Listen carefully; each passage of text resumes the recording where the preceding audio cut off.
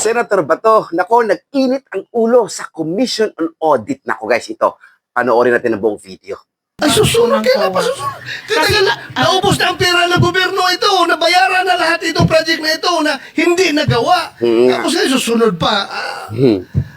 I am so, alam mo, yung mga tao na nanonood sa atin, sabihin nila, kaya pala naglipana yung Ghost Projects dahil yung kuha, kabagal kumilos. Grabe yan Hindi yung po, Your monitor Honor. guys. No? Gusto ko lang pong iklaro na yun pong sinasabi nating Ghost Project na isa po sa mga nabisita ay 2025 transactions po siya. At declared po siya na completed as of July 2025.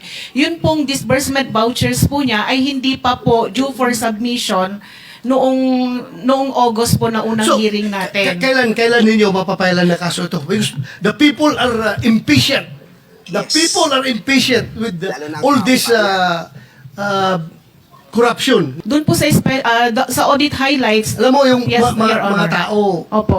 nakikinig sa atin Yes ngayon, po. hindi pasok sa utak nila yung special, regular audit or what. Yes po. Ang tanong ko sa iyo, kailan nyo tumapailan ng kaso? The soonest possible time po, Your Honor. What is the soonest time? Dahil i-issue po ngayon yung ating Kaya, what is the dapat soonest ora-oragan time? na. Estimate.